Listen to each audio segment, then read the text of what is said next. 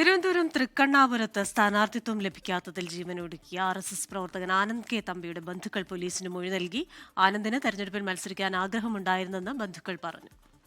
ആനന്ദിന്റെ ഭാര്യയുടെയും മാതാപിതാക്കളുടെയും മൊഴി ഇന്ന് രേഖപ്പെടുത്തും. സുജിത് സുരേന്ദ്രൻ വിവരങ്ങളുമായി ചേരുന്നുണ്ട്. സുജിത്ത്, അവരുടെ മൊഴി അതിൽ നിർണായകമാണ്. കാരണം വീട്ടുകാരെ പറ്റിയുള്ള ചില പരാമർശങ്ങൾ കൂടി ഉണ്ടായിരുന്നല്ലോ ആനന്ദിന്റെ ആത്മഹത്യാക്കുറിപ്പിൽ. സുജിത്ത്.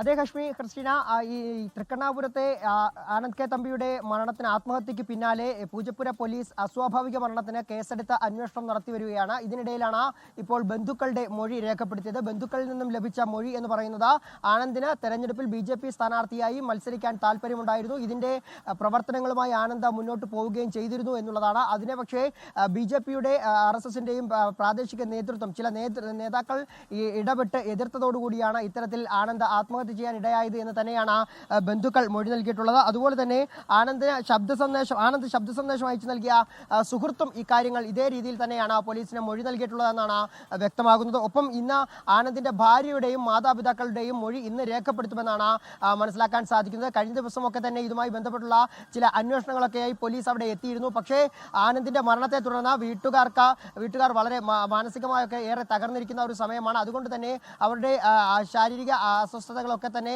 മാറി അവർ നില മെച്ചപ്പെടുത്തുന്നതനുസരിച്ച് മൊഴി രേഖപ്പെടുത്താമെന്നുള്ളൊരു തീരുമാനത്തിലേക്ക് പോലീസ് എത്തുകയായിരുന്നു. അങ്ങനെയാണ് ഇന്ന് മൊഴി രേഖപ്പെടുത്തിയേക്കുമെന്ന് അറിയാൻ കഴിഞ്ഞത്. അങ്ങനെയാണെങ്കിൽ ഇന്ന് രാവിലെ തന്നെ തൃക്കണ്ണാപുരത്തുള്ള ആനന്ദിന്റെ വീട്ടിലെത്തി, ജയനഗറിലെ വീട്ടിലെത്തി അവിടെ ആനന്ദിന്റെ ഭാര്യ ആതിരയുടെയും ഒപ്പം തന്നെ അച്ഛൻ കേശവൻ തമ്പി അടക്കമുള്ളവരുടെയും മൊഴി രേഖപ്പെടുത്തുമെന്നാണ് മനസ്സിലാക്കാൻ സാധിക്കുന്നത്. മറ്റൊരു പ്രധാനപ്പെട്ട കാര്യം, ഇതുമായി ബന്ധപ്പെട്ട ഈ കത്തിൽ പരാമർശിക്കുന്ന നേതാക്കന്മാരുണ്ട്. ആ 3 പേരുടെ പേരുകൾ അത് അവർക്കെതിരെ ആത്മഹത്യാ പ്രേരണ കുറ്റം ചുമത്തണമെന്നുള്ളൊരു ആവശ്യമാണ് പല കോണുകളിൽ നിന്നും ഈ ആനന്ദിനുമായി സുഹൃത്തുക്കൾ അടക്കം ഉന്നയിക്കുന്നത്.